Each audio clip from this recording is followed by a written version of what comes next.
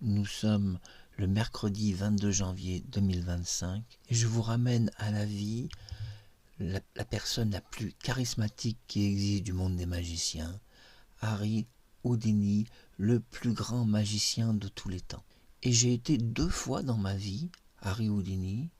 Aujourd'hui, où avec la syntonisation faciale et un masque 3D, je deviens le réel Houdini devant ma caméra, je le ramène à la vie, et je suis la première personne au monde à faire ça. Mais quand j'étais enfant, j'ai été aussi une fois Houdini. Accidentellement, j'ai réalisé un immense tour de magie qui est impressionnant, même inimaginable. Et je vous raconte rapidement cette anecdote.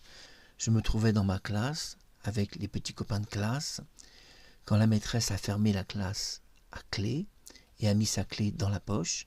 À l'époque, c'était la sécurité. Certaines classes étaient fermées à clé. Aujourd'hui, les classes sont ouvertes. Elle a écrit quelque chose au tableau. J'étais assis. Je me suis assis devant elle à mon bureau. Et quand elle s'est retournée, en l'espace de 10 secondes seulement, j'avais disparu totalement de l'endroit où j'étais assis. Alors elle a posé la question à tous mes camarades d'école et personne dans la classe ne m'a vu disparaître ni me lever pour marcher quelque part ou me déplacer. Alors les enfants pleuraient presque dans la classe, expliquant que j'ai disparu, mais qu'ils pensaient que j'étais pas rentré dans la classe. Certains élèves pensaient que j'étais jamais rentré dans la classe et que c'était la maîtresse qui imaginait que j'étais rentré dans la classe. Et donc ils sont partis dans cette idée, et puis d'autres ont dit la même chose, mais non, il n'est jamais rentré dans la classe. Alors elle a dit, si, je l'ai vu entrer dans la classe, et c'est là où quelques autres enfants ont dit, non, on l'a vu, il était assis là, et il a disparu, on ne sait pas comment, on regardait notre cahier. Alors la maîtresse affolée a hurlé dans la classe d'école, où es-tu? Et puis j'avais complètement disparu dans une classe de 40 mètres carrés. Tout a été fouillé, personne ne me trouvait nulle part, même pas dans un cartable pour vous faire rire. La maîtresse affolée appelle le pompier de service, le policier et le directeur d'école. Elle ouvre la classe avec sa clé, donc la porte. Le directeur d'école entre, un peu énervé, que se passe-t-il? C'est quoi cette urgence? Elle explique ceci aux pompiers, aux policiers. Elle dit, écoutez, je ne suis pas folle, il a complètement disparu, il est introuvable. Regardez, c'est quand même pas très grand dans la classe, on devrait le trouver. Il a totalement disparu et la classe est fermée à clé, il ne peut pas être sorti. Et vous savez, les vitres de l'école, tout était complètement fermé. Alors les pompiers ont cherché partout, le directeur d'école affolé, puis ils m'appelaient tous et je ne répondais pas. Et puis finalement, un pompier a découvert derrière la bibliothèque un filament de lumière. Ils ont déplacé une immense bibliothèque avec plusieurs personnes. Ils ont découvert une pièce derrière la bibliothèque. Je m'étais faufilé parce que j'étais très mince de ventre. Et dans cette pièce, j'avais ouvert la lumière. C'était une pièce, on va dire, inconnue sur le cadastre, puisque l'école, ils avaient changé beaucoup de personnel et plus personne connaissait cet endroit.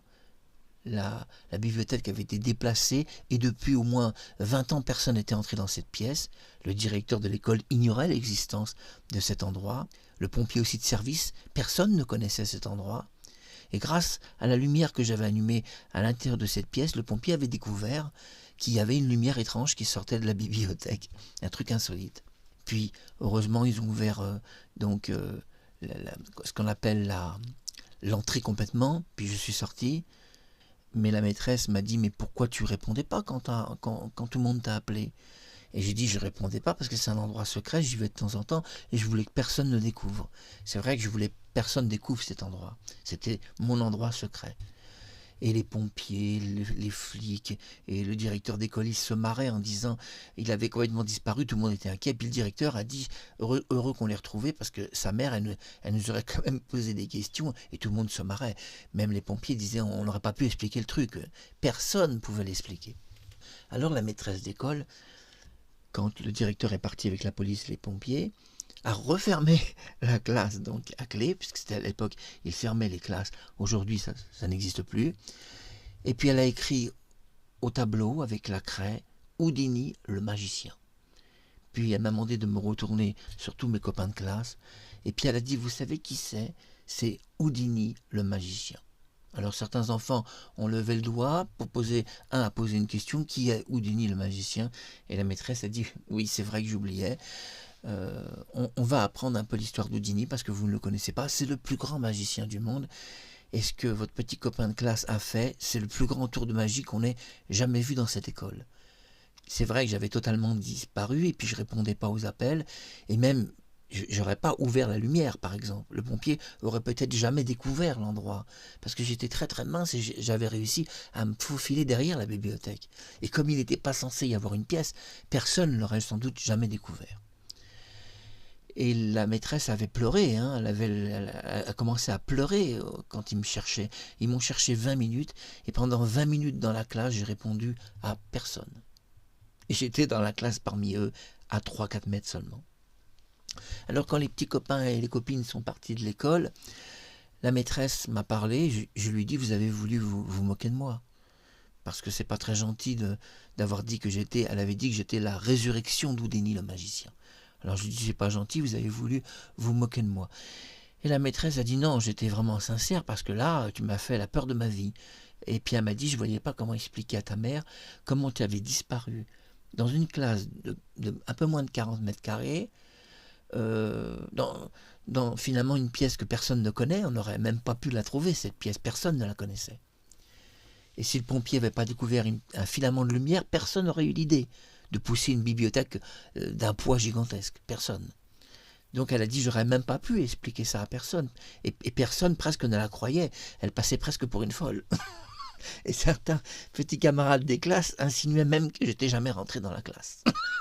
C'est pour vous dire que quand le problème devient collectif, ça devient énorme. Non, parce que ça c'était fort, qu'il y ait des petits gamins qui disaient, mais non, vous vous trompez, il n'est jamais rentré dans la classe. Vous imaginez que pour le moment, elle passait pour une folle devant tout le monde. Enfin, c'était une anecdote. La première fois où je suis devenu Houdini, c'était pour le plus grand tour de magie complètement improvisé et dont moi-même je ne savais pas qu'il participerait à un tel tour. Et je vais vous dire, j'ai fait surtout beaucoup de peur à l'institutrice parce que ça m'a juste rapporté un nom sur un tableau, Houdini, le magicien. Ben, j'ai appris à le connaître et ensuite je me suis intéressé à sa vie, c'est vrai. C'est comme ça que je me suis intéressé à lui. Et aujourd'hui, j'ai réalisé vraiment un vrai miracle qu'il a vraiment est volontaire. Sa résurrection où j'apparais devant la caméra, je suis Houdini le magicien, c'est son vrai visage. Et oui, c'est le vrai Houdini. Et là, c'est un miracle technologique, bien sûr, par masque facial, syntonisation faciale 3D dont je suis le créateur. Je vous remercie d'avoir vu cette vidéo et je m'excuse de cette anecdote qui était quand même passionnante à entendre. Je suis Marc Harriman, à très bientôt. En conclusion, ça a été le plus grand tour de magie de tous les temps, et dont j'avais absolument pas conscience moi-même que j'étais sur le point de faire un grand tour de magie. Et pendant les 20 minutes où ils m'ont cherché, c'est important de dire qu'une première fois le pompier est passé et a regardé la bibliothèque puisqu'il a expliqué ça, et que la première fois il n'y avait pas de lumière, puisque j'ai mis la lumière environ 18 minutes après.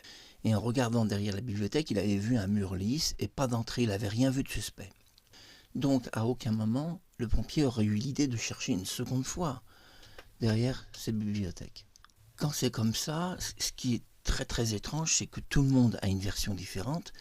Il y a des petits-enfants qui ont expliqué que j'étais assis au bureau, ils m'avaient vu.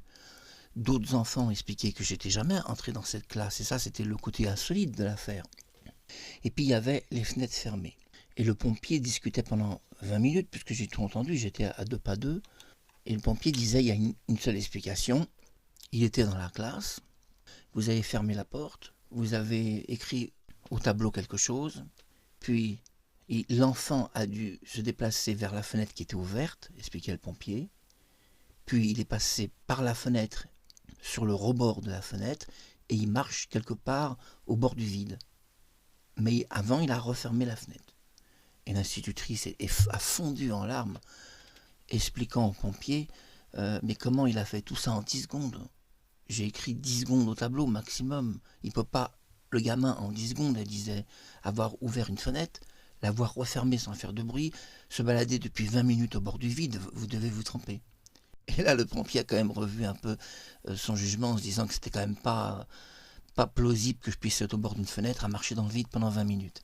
Et c'est là que le pompier est passé de l'autre côté, puis a vu la bibliothèque à nouveau, et entre-temps, j'avais ouvert la lumière.